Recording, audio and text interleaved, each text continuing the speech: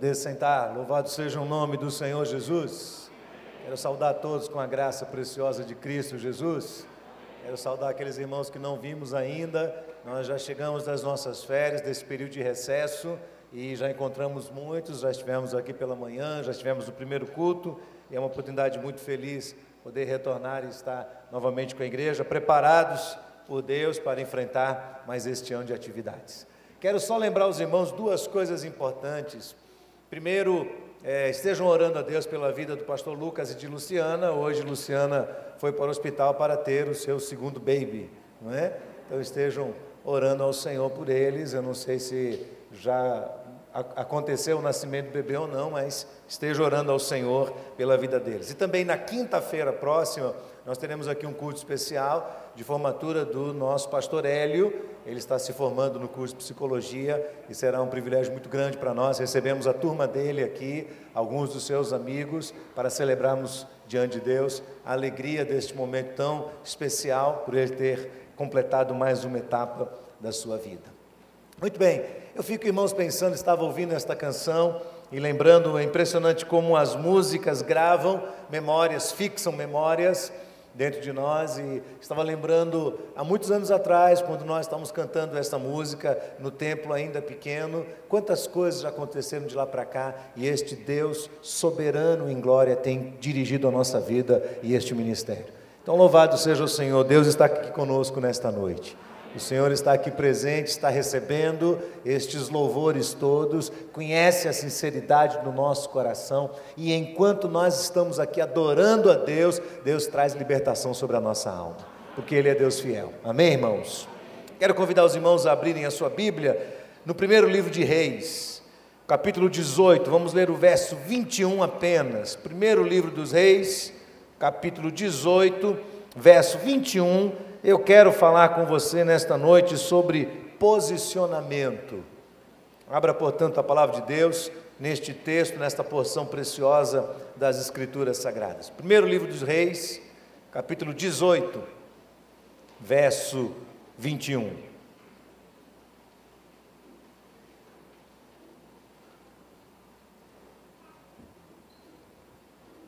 Então Elias chegou a todo o povo e disse: até quando cocheareis entre dois pensamentos?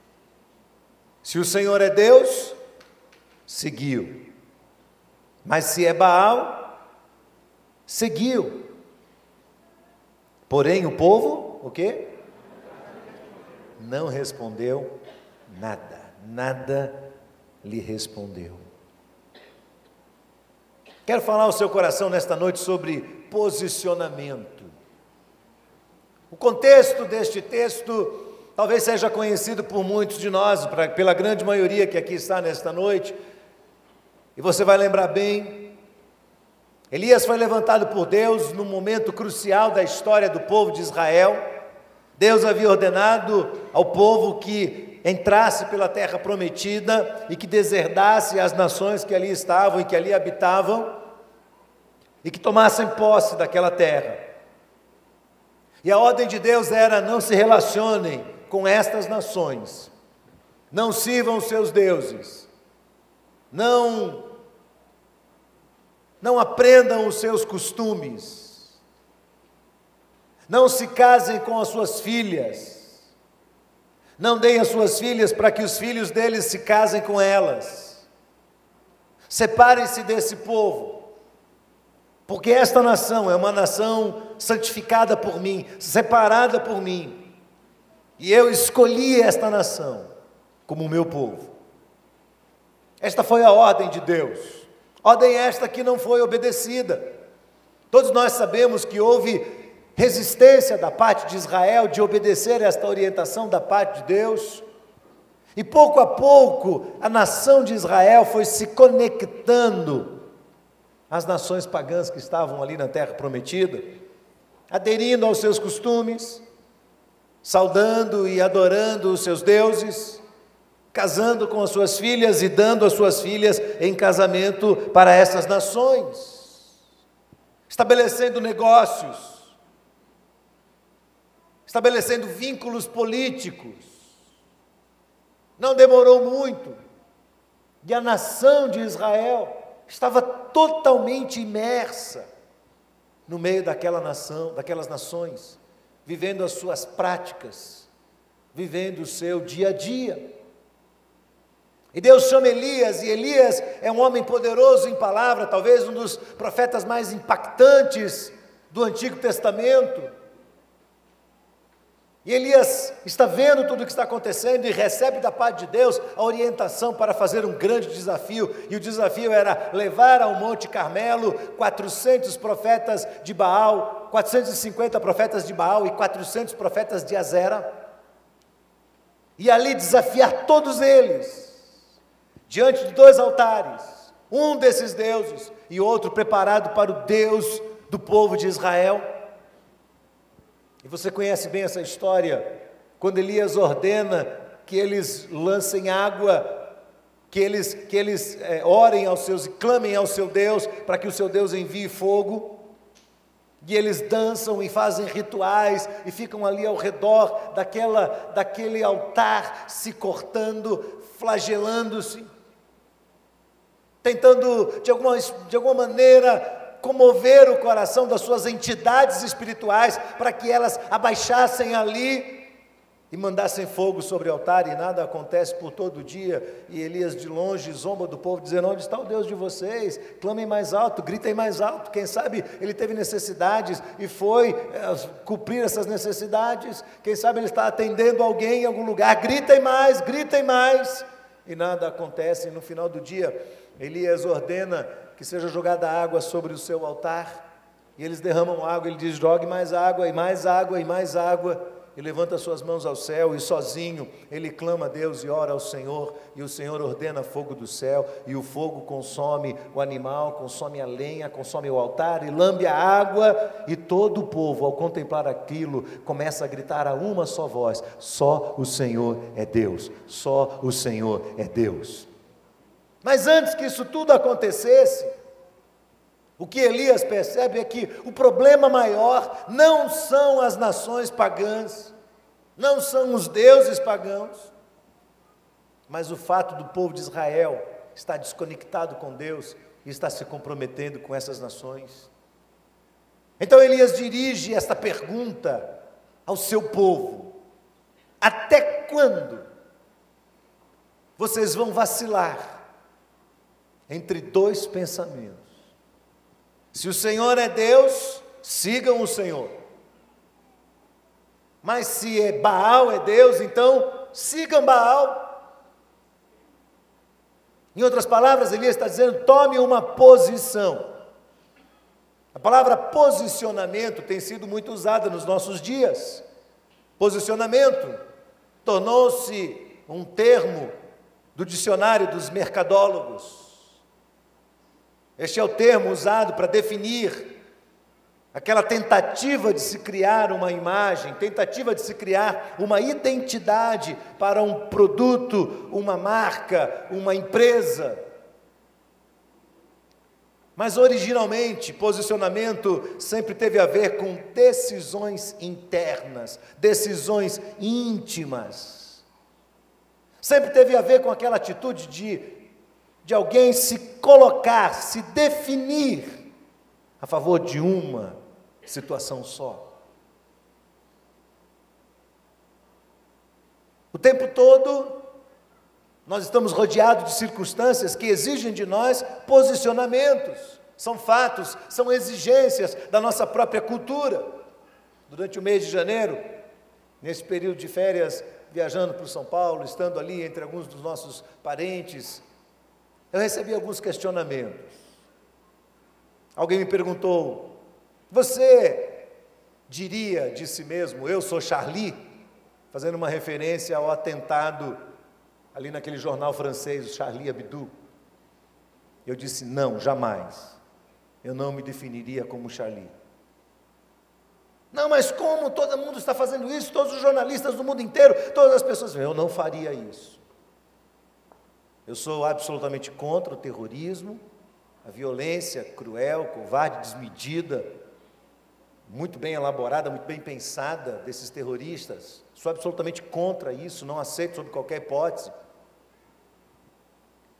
Mas também penso que a ninguém é dado o direito de criticar ou de zombar daquilo que é um símbolo sagrado de qualquer cultura. Por exemplo, no Brasil, alguns anos atrás, um dito pastor, publicamente, diante das câmeras de televisão, chutou um dos símbolos do catolicismo. Uma atitude extremamente agressiva que foi criticada pelo mundo inteiro. Por que não criticaríamos também uma charge onde o Papa está se relacionando homossexualmente com Maomé? É a mesma coisa. É uma agressão ao sagrado que não nos pertence, mas é de posse de uma outra cultura e que deve ser respeitada. Os símbolos sagrados das culturas devem ser respeitados. Então as pessoas têm que aprender a definir entre o que é liberdade de expressão e o que é agressividade. Depois uma outra pessoa chegou para mim e falou assim: vem cá, e sobre pena de morte, o que você acha? Fazendo uma referência ao brasileiro que levou alguns quilos de cocaína para a Indonésia, foi pego em flagrante, foi preso, foi condenado e morreu agora 2 ou 3 semanas atrás, foi executado, sem piedade. O que você acha disso? Bom, a ninguém é dado o direito, pela palavra de Deus, de tirar a vida de ninguém. Todavia, estranhamente, o mesmo Deus que ordenou que não matássemos, permitiu que muitas vezes nações fossem usadas como instrumento, como espada da justiça, dizimando várias outras nações. Existem registros na palavra de Deus em que nações mataram nações. E isso, por incrível que pareça, estava debaixo da orientação de Deus. Essa é uma outra questão a ser analisada com muito critério.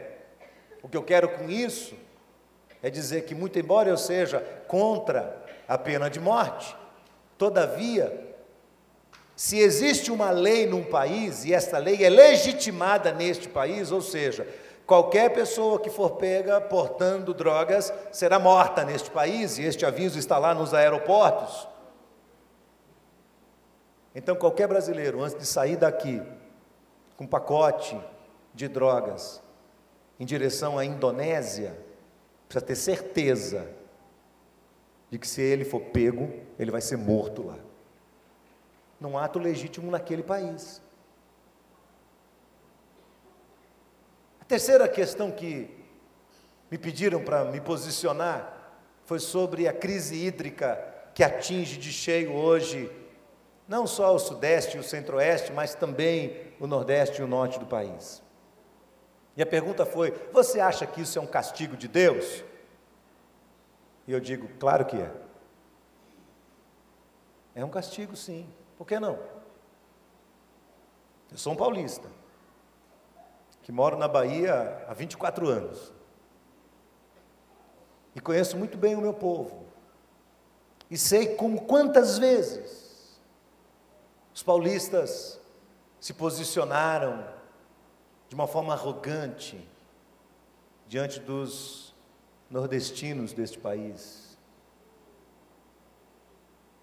oprimindo, desdenhando, diminuindo, humilhando.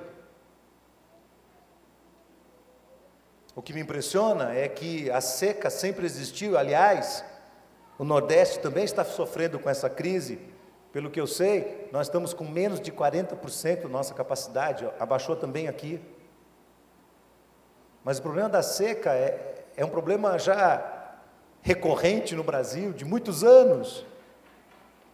E apenas agora, que atingiu o Sudeste e Centro-Oeste, é que isso veio à tona. Então eu acho que a mão de Deus nisso, sim. Eu acho que quando as pessoas são arrogantes e diminuem as outras, elas merecem passar pelo mesmo que as pessoas estão passando. Quem sabe um dia vai acontecer o que disse o poeta: o sertão vai virar mar e o mar vai virar sertão. Não é? Para que as pessoas aprendam a tomar mais cuidado com aquilo que elas falam. São posicionamentos. Você não é obrigado a se posicionar como eu nessas questões. Mas o que Elias está dizendo aqui é muito mais sério do que isso. Vai muito além de se posicionar diante de circunstâncias diversas que atingem a nossa sociedade, o nosso povo ou a nossa cultura. Elias está convocando o povo de Deus a voltar-se para Deus, e a pergunta dele é uma pergunta extremamente desconfortável para o povo de Israel. Aquele povo foi introduzido à idolatria, à perversão, aos desvairos dos pagãos, de uma forma homeopática, que eles nem se deram conta disso. Não existem registros históricos de grandes mudanças impostas em pouco tempo, mas os registros mostram mudanças pequenas que foram alcançando um espaço ao longo de um período extenso da história do povo de Israel. Aos poucos eles foram se envolvendo, aos poucos eles foram se doando, aos poucos eles foram convivendo com as entidades e trazendo as entidades para dentro dos seus lares. Alguém poderia dizer: será que esse Elias não está exagerando? Será que este Elias não está abduzido pelo radicalismo religioso? Quem pode garantir que este Elias está de verdade falando em nome de Deus? Quem é ele para exigir de nós um posicionamento? Eu penso que estas e muitas outras questões estavam ali na cabeça, na mente daquelas pessoas, quando Elias exige delas um posicionamento. Mas elas se calam. Ninguém responde nada. São indiferentes à pergunta que lhes é feita. Eles haviam se adaptado à cultura da época, estavam tão convictos que a sua convicção transformou-se numa grande dúvida, e esta dúvida os paralisou. Note que eu não estou falando de equilíbrio. Estou lendo um livro de Timothy Keller, Igreja Centrada. Ele é um pastor de uma igreja muito forte, uma igreja urbana, dividida em vários grupos grandes dentro de Nova York, na região de Nova York. E ele afirma no seu livro que um dos maiores erros que as igrejas têm cometido nos nossos dias tem sido caminhar por situações de extremos, e ele apresenta duas. Uma é a situação extremista, que tem de um lado o legalismo e do outro lado o antinomismo.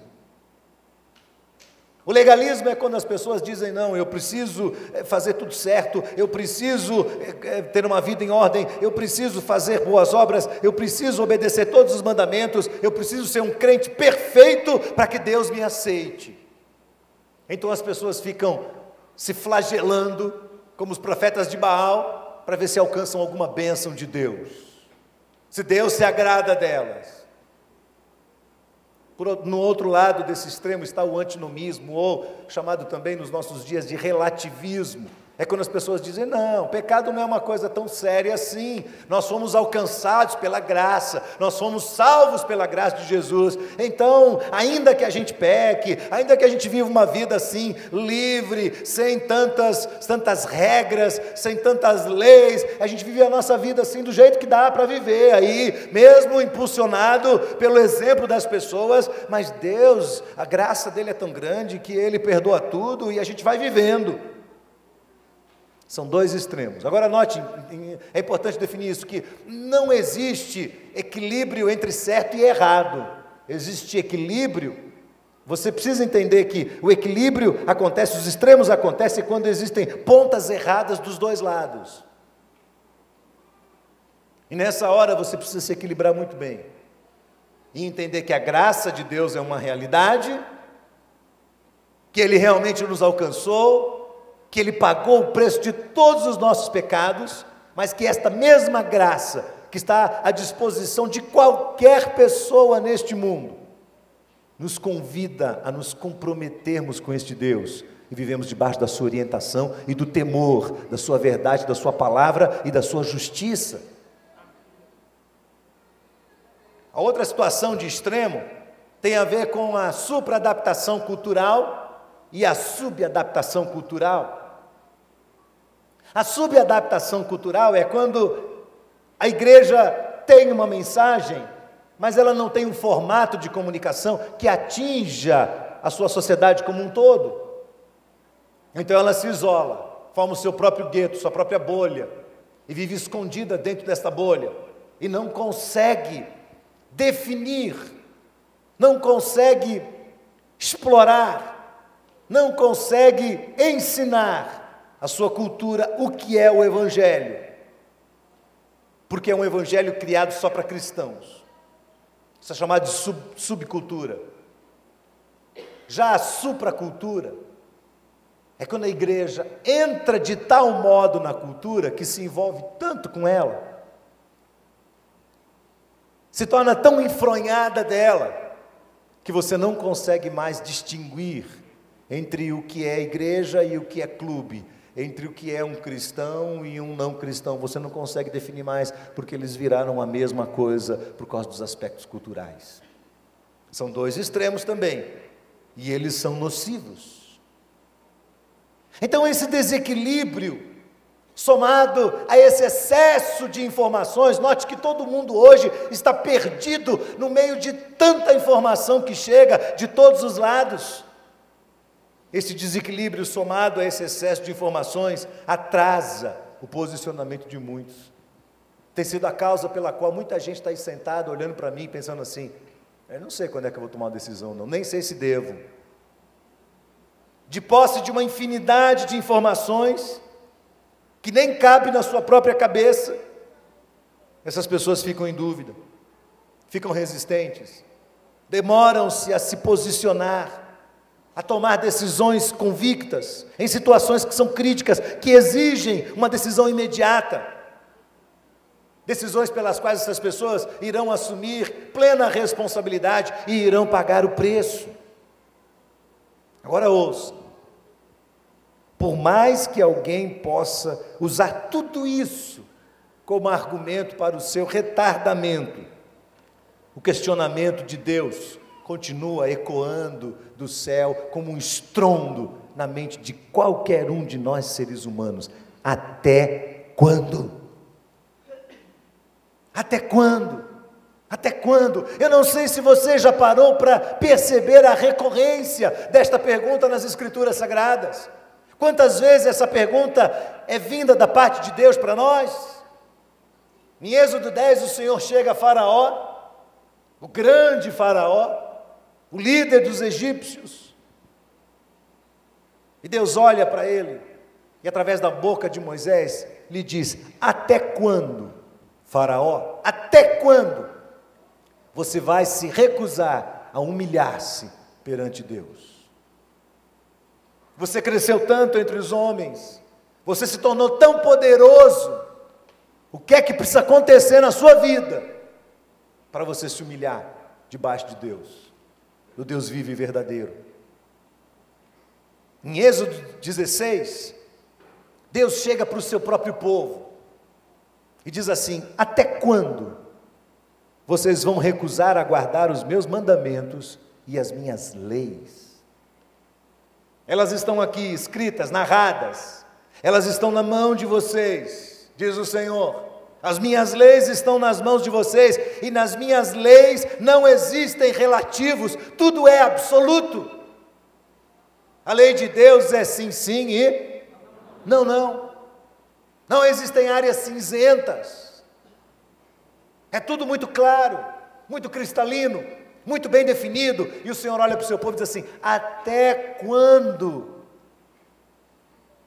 vocês vão se omitir, vocês vão recusar guardar os meus mandamentos e as minhas leis? Em Números, capítulo 14, verso 11, o Senhor ainda faz um questionamento mais interessante. Ele diz assim: até quando me provocará este povo e não crerá em mim, apesar de todos os sinais que eu fiz no meio deles? Até quando você vai esticar essa desconfiança de mim, diz o Senhor, diante de tudo que eu já fiz por você? Diante de todas as vezes que eu intervi na sua história, diante de todas as vezes que eu supri as suas necessidades, eu provi aquilo que você precisava, eu nunca te abandonei. Quanto tempo você vai demorar para crer em mim? Até quando me provocará esse povo e não crerá em mim, apesar de todos os sinais que eu tenho feito no meio deles? E aí vem Josué, e é usado por Deus, Josué capítulo 18, Deus diz pela boca de Josué: até quando esse povo vai ser negligente em chegar e tomar posse da terra que prometia aos seus pais, que lhes daria? Deus já havia dado a terra, chegou um novo momento da história do povo, eles foram introduzidos à terra, Deus fragilizou as nações e disse: pronto, isso aqui agora é de vocês, tomem posse. Mas o povo ficou resistente e ficou demorando para tomar posição, e Deus diz: até quando?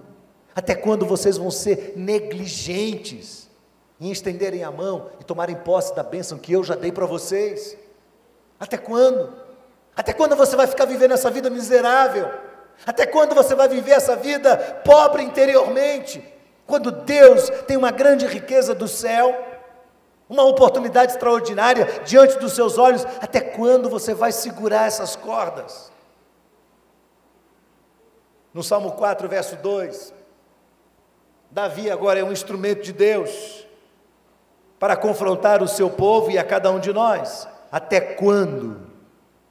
O Senhor pergunta: vocês vão converter a minha glória em infâmia? Até quando vocês vão amar a verdade, vocês vão amar a vaidade e buscar a mentira? Até quando? Até quando a vaidade e a mentira vão permanecer dentro da sua cabeça? Até quando as decisões que você toma vão ser definidas por padrões derivados da vaidade? Até quando a desonestidade e a mentira farão parte da sua vida? Até quando? Até quando? Até quando? É esta pergunta recorrente que busca combater este terrível mal da indefinição e também da indiferença que pode habitar o nosso coração. Indefinição e indiferença. Deixe-me dizer uma coisa para você mais uma vez: a palavra de Deus não é relativa, ela é absoluta. Tudo o que Deus quer de nós está claro na sua palavra. A grande questão é que resposta nós estamos dando.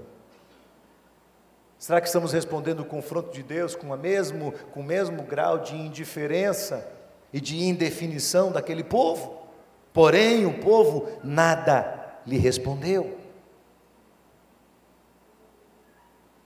Talvez alguém possa supor que haveria injustiça da parte de Deus, porquanto alguns tiveram acesso ao conhecimento de Deus e outros não é? Paulo lida com esta questão lá na carta aos Romanos, especialmente no 1º e 2º capítulos, e nos mostra que não é bem assim. A razão pela qual Deus exige um posicionamento de todos é porque Ele mesmo deu a todos, todo ser humano, o que a Bíblia chama de lei da consciência. Eu vou ler para você, está em Romanos capítulo 12, versos 14 e 15, ele diz assim: quando os gentios, ou os incrédulos, que não vivem segundo a lei, fazem naturalmente as coisas que são da lei, não tendo eles lei, servem de lei para si mesmos, os quais mostram a obra da lei gravada nos seus corações, testificando juntamente com a sua consciência e os seus pensamentos, quer acusando-os, quer defendendo-os, no dia em que Deus há de julgar os segredos dos homens por Jesus Cristo, segundo o meu Evangelho. Percebeu o texto? Lei da consciência gravada nos seus corações. Eu estou aqui para dizer para você, sem medo, que mesmo que você não tenha estudado a Bíblia, você sabe o que é pecado, porque a lei da consciência está gravada no seu coração, está gravada no meu coração, no coração de cada um de nós. Por isso não há desculpas. Servir a Deus é coisa séria, exige exclusividade. Mateus 6:24, Jesus diz assim: vocês não podem servir a dois senhores. Ninguém pode servir a dois senhores, porque ou você vai se aborrecer de um e se agradar de outro, ou você vai se agradar desse e se aborrecer daquele. Não há como servir a Deus e servir ao dinheiro, ao materialismo, a essa ânsia por possuir coisas neste mundo. Não há, as duas coisas são incompatíveis. Eu fico assustado com este evangelho frouxo, fragilizado, desconectado de Deus, que tem sido largamente pregado por aí. Quando eu vou a São Paulo, eu me assusto de ver o número exorbitante de igrejas nascendo. Antigamente eram nas esquinas, agora, além das esquinas, estão entre elas. Igrejas e mais igrejas, igrejas e mais igrejas, e as pessoas o tempo todo dizendo: venha para cá, porque quando você chegar aqui, você vai ter vitória, e você vai alcançar todos os seus desejos, e você vai parar de sofrer. A Bíblia diz: não é assim. A Bíblia simplesmente diz: sirva a Deus, e não importa se você estiver vivendo no vale ou nos montes, o Senhor Deus estará com você. Então não importa se o caminho é bom, se tem vacas nos currais, se tem ovelhas em abundância, se a oliveira está dando fruto, mesmo que não haja nada disso, você se alegra, porque o Senhor dos Exércitos está com você. Ele é o seu Senhor, Ele é o seu provedor, Ele está presente. Não dá para servir a Deus e ao materialismo, são senhores incompatíveis.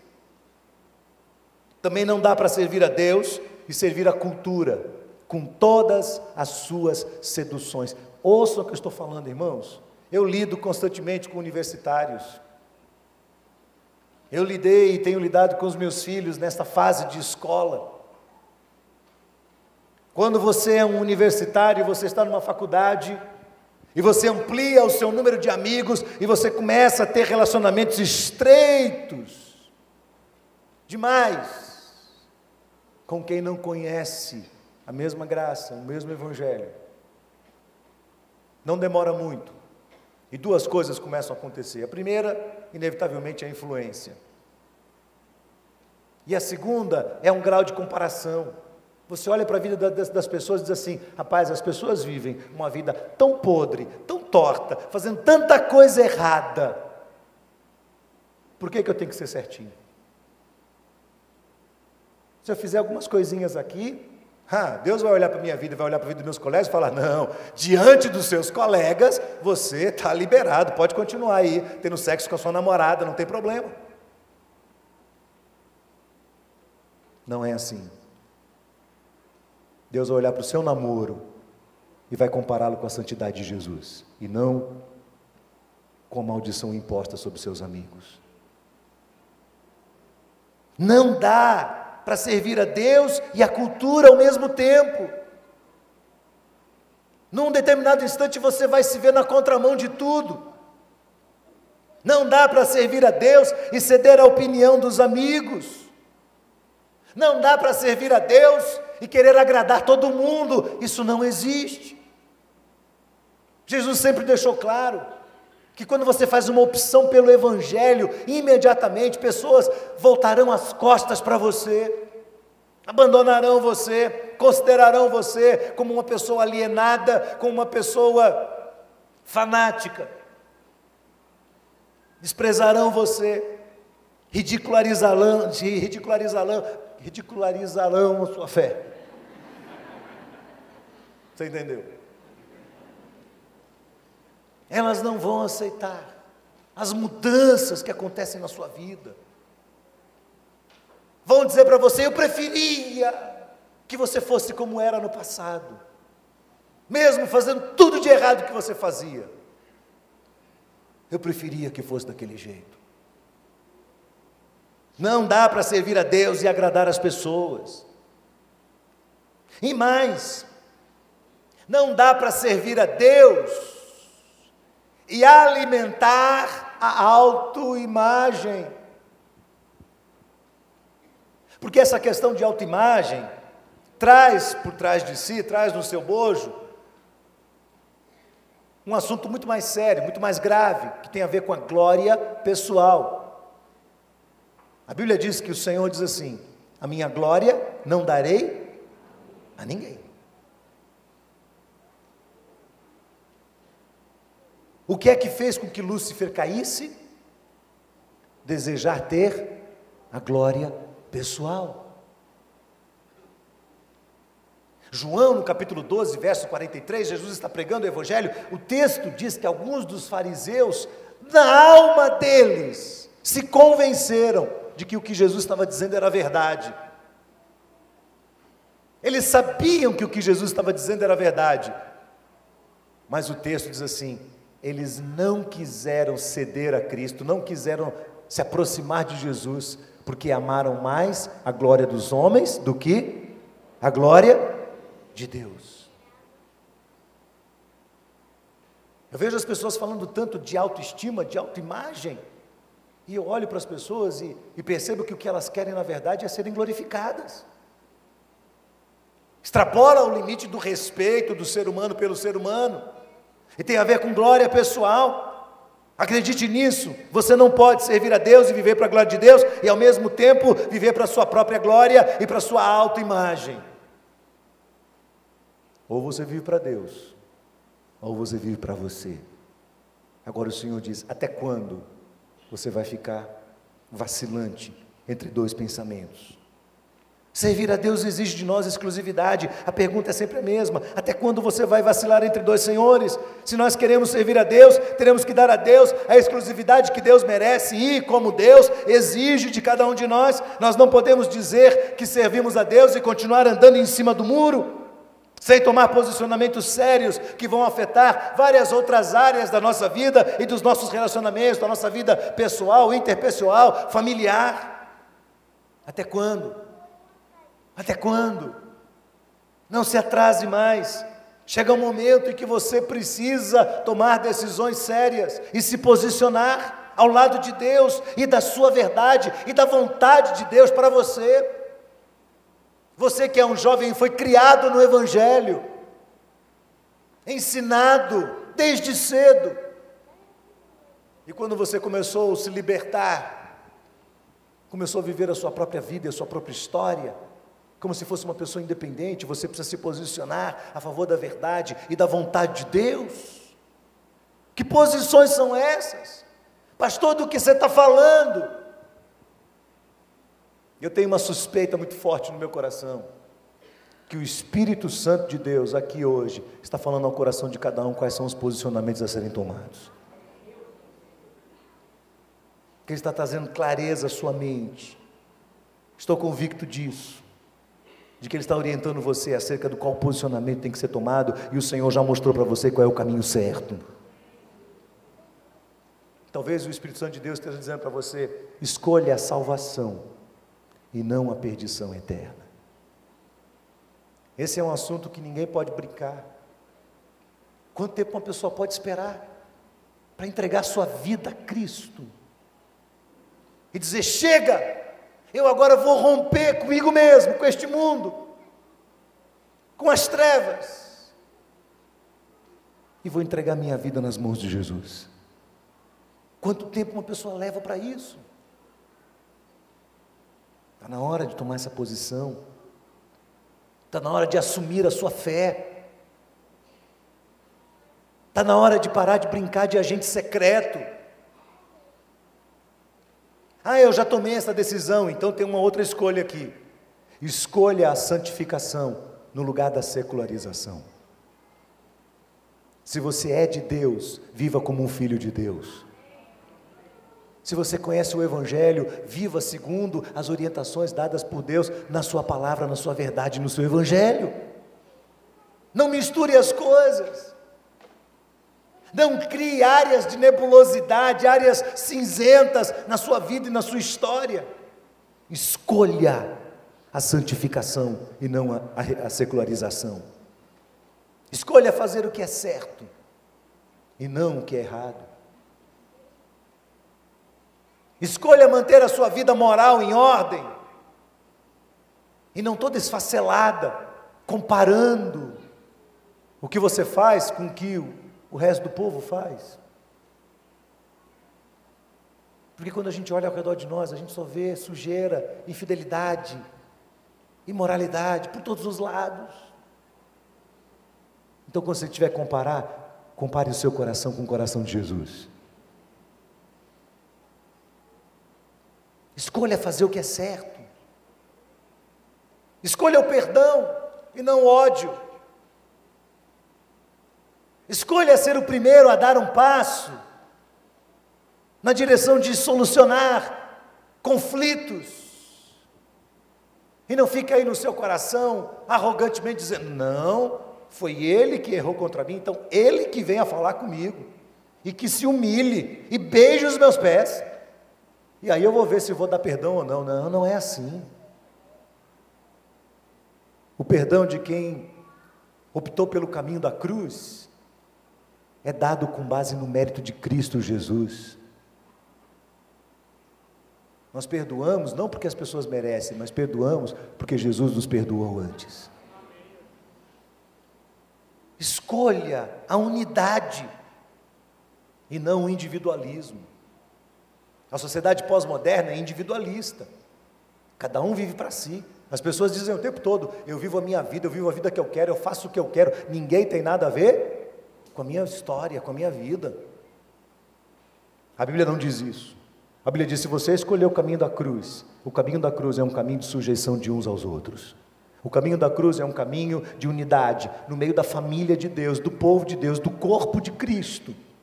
Então você não vive isolado, você não vive sozinho, você não vive distante, você vem para dentro dessa família e diz: gente, olha, eu estou aqui, faço parte desta família, em nome de Jesus. Escolha, portanto, a unidade e não o individualismo.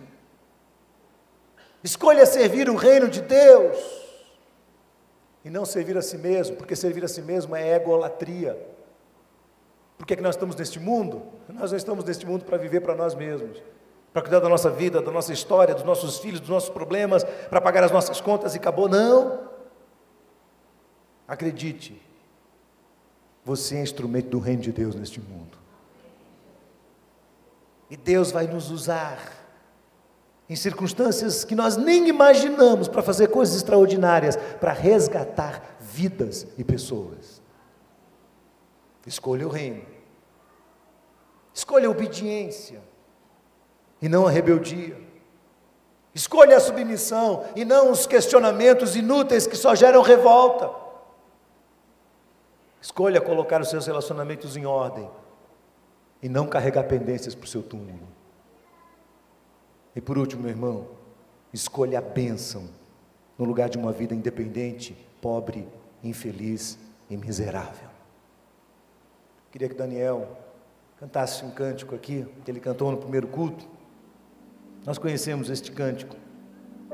Este cântico diz: eu escolho Deus, eu escolho ser amigo de Deus, eu escolho Cristo todos os dias. Já morri para a minha própria vida e agora eu vivo a vida de Deus. Queria que você abaixasse sua cabeça, queria que você fechasse seus olhos e que você deixasse o Espírito Santo de Deus falar com você. Onde é que você tem que tomar uma posição na sua vida? É no seu namoro? É no seu negócio? É no meio da sua casa, da sua família? É num relacionamento? Que posição você tem que tomar? Você ainda não entregou sua vida a Cristo? Você ainda está entre salvação e perdição? Está na hora de você tomar uma posição diante do Senhor. Então, enquanto Ele estiver cantando, pense nessas coisas e deixe o Espírito Santo de Deus falar com você. Peça a Ele: Espírito Santo de Deus, fala ao meu coração nesse momento. O Espírito está aqui, diante de cada um de nós. Ele conhece seu coração muito bem, e o que Ele trouxer à sua mente nesse momento é porque Ele sabe quem você é. Ele conhece sua história, Ele conhece pormenores da sua história. O Espírito Santo de Deus vai estar falando com você nesse momento.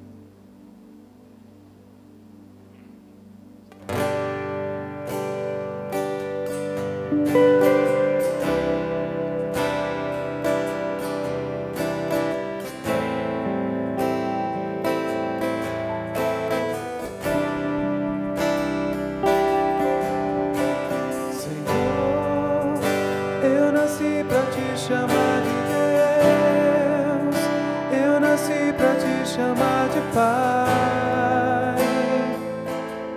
e andar do seu lado, Senhor, desde o ventre da minha mãe, eu sou povo exclusivo seu, eu sou abençoado, se vivo obediente.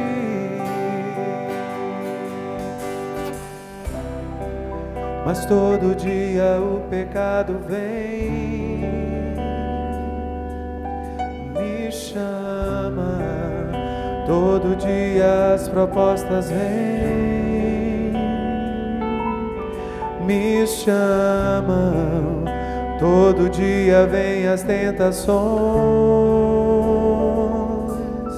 me chamam, todo dia o pecado vem. Mas eu escolho Deus, eu escolho ser amigo de Deus, eu escolho Cristo todo dia.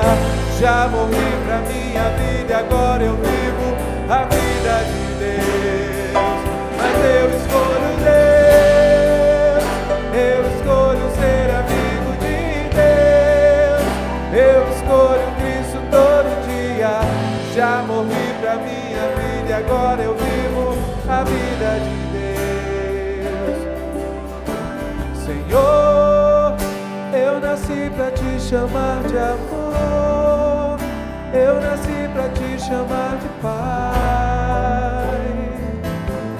e andar do seu lado, Senhor, desde o ventre da minha mãe, eu sou povo exclusivo seu, eu sou abençoado, se vivo obediente.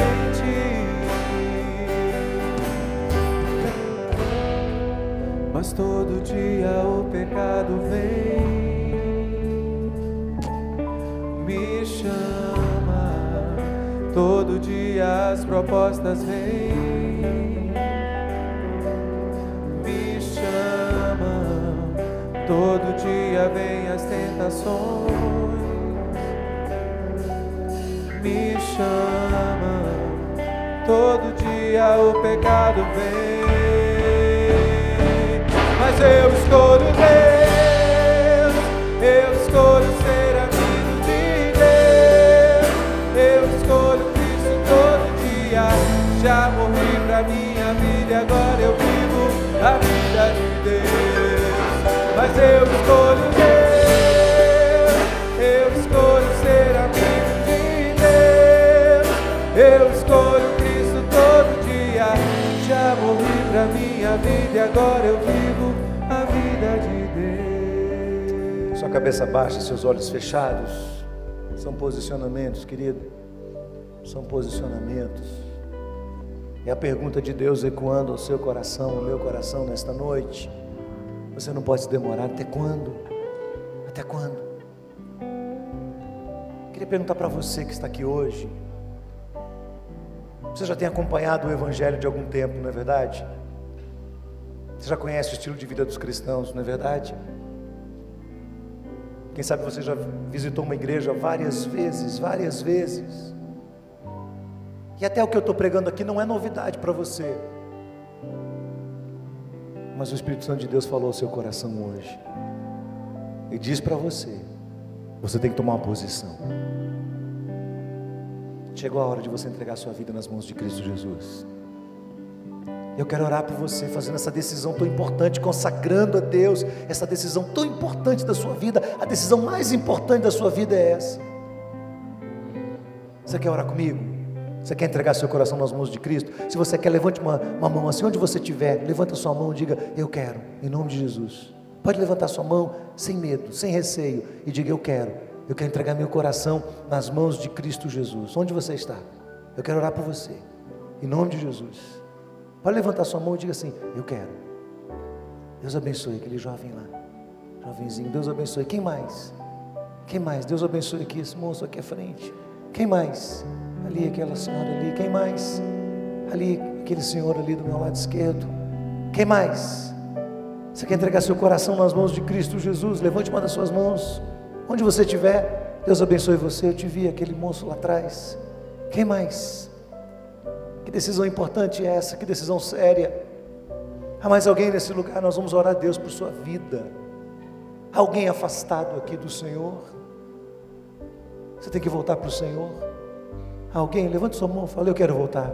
Chega de andar por mim mesmo. Alguém, levante uma das suas mãos. Quero orar por você hoje. Deus abençoe ali, aquela vida, Deus abençoe. Quem mais? Deus abençoe aquela jovem ali. Quem mais? Nós vamos orar a Deus por essas vidas hoje. Deus abençoe aquele jovem lá atrás, aquele moço lá. Quem mais? Há mais alguém? Os pastores vão estar aqui à frente, os líderes vão estar aqui. Nós vamos orar a Deus por essas vidas. Vamos consagrar essa decisão importante, este posicionamento ao Senhor. Vamos pedir que Deus abençoe essas vidas. Continua com sua cabeça baixa, continua com seu olho fechado. Eu queria pedir que as pessoas que levantaram as suas mãos, que saíssem do seu lugar, venham aqui à frente, se une a este grupo que está aqui, por favor. Venha aqui, sai do seu lugar e venha aqui à frente. Venha sem receio, venha sem medo. Nós vamos orar a Deus por você. Pode vir aqui, pode vir. Várias pessoas aqui à frente. Nós vamos precisar de mais líderes aqui. Eu quero pelo menos 2 ou 3 líderes para cada pessoa que estiver aqui à frente, por favor. Louvado seja o nome de Jesus. Louvado seja o nome do Senhor. Pode vir, isso mesmo. Várias pessoas vindo aqui à frente. Vamos orar por elas neste momento. Há mais alguém? Alguém gostaria de voltar para o Senhor? Alguém que está distante do Senhor? Que quer vir aqui à frente e consagrar seu coração a Deus e dizer: Deus, chega de andar sozinho, chega de caminhar sozinho. Pode vir, isso mesmo. Há mais alguém que quer entregar seu coração nas mãos de Cristo? Os líderes vão estar orando, por favor, coloquem as mãos sobre eles agora, orem por suas vidas em nome de Jesus. Enquanto nós estamos orando por eles, você que é um crente que está aqui hoje, meu irmão, existem decisões sérias a serem tomadas na nossa vida, na nossa história, que não podem ser adiadas, você sabe disso. Você precisa se posicionar ao lado do Senhor. Queria que a igreja ficasse de pé nesse momento, estendesse a mão na direção desses que estão aqui à frente, das suas vidas. Ore a Deus por eles agora, aí onde você está. Clame a Deus por suas vidas, pela sua história.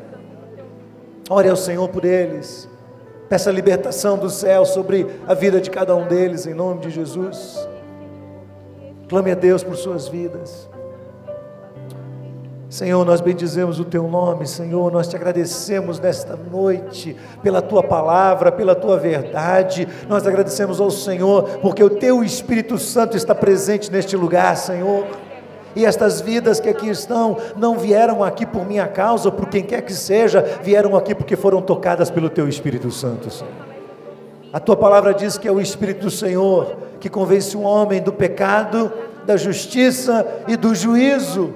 Então, Senhor, se eles estão aqui arrependidos, tomando uma posição ao lado do Senhor, é porque foram tocados no seu coração pelo Espírito do Senhor. Ó Deus, nós pedimos ao Senhor, que o Senhor possa trazer libertação a este lugar em nome de Jesus. Que cada uma destas vidas sejam libertas de amarras, de opressões do seu passado, de situações vividas que oprimiram estas vidas, mas que hoje, por causa da Tua verdade, elas estão libertas, Senhor. Estende a Tua mão sobre elas, derrama a Tua paz bendita sobre os seus corações, derrama convicção, certeza, alegria do céu, que elas possam viver para a glória do Senhor a partir de hoje, Senhor, diante desta decisão tão importante, que elas assumam um compromisso com o Senhor, que perseverem firmes, que não voltem atrás, que andem com o Senhor, que caminhem lado a lado com o Senhor, que sejam fiéis à Tua verdade, Senhor. Ó Senhor, se é Tua palavra, grava para sempre em cada coração, Senhor. Se é o Senhor que está falando, que nada neste mundo possa demovê-los desta decisão tão importante, Senhor. alegra os seus corações, fortalece, Senhor, cria novos mecanismos para que possam viver uma vida diferente a partir de hoje, como diz a tua palavra, que eles possam viver em novidade de vida, Senhor. Experimentem a tua graça todos os dias da sua vida e da sua história, que a partir de hoje, Senhor, a vida de cada um aqui possa readquirir sentido diante do Senhor. Eles nasceram para a glória do Senhor, nasceram para serem resgatados pelo Senhor, para serem criaturas eternas, vivendo para sempre na presença do Deus Todo-Poderoso, Senhor. Que o Senhor as abençoe, as cerque com o teu cuidado, com a tua graça, proteja de todos os ataques do maligno que podem tentar impedi-las de tornar essa decisão uma realidade plena nas suas vidas. Abençoa o teu povo nesta noite, cada um de nós. Senhor, a escolha mais importante que fazemos na nossa vida é por Jesus, e mais do que isso, se escolhemos Jesus na nossa vida, que nós possamos escolher viver em santidade perante o Senhor. Abençoa o teu povo nesta noite, continua falando aos nossos corações, que o teu amor, a graça preciosa, bendita de Jesus Cristo, nosso amado Salvador, e as consolações e a plenitude do Santo Espírito de Deus, permaneça com todos, para a glória do Senhor, em nome de Jesus. Amém, amém, amém. Deus abençoe a todos, queridos. Aqueles que estão aqui vão ser orientados pelos nossos líderes. Fiquem aqui um instantezinho, por favor. Deus abençoe, dá um abraço na pessoa que está do seu lado. Diga para ela, escolha sempre o Senhor. Deus abençoe a sua vida. Vamos em paz em nome de Jesus.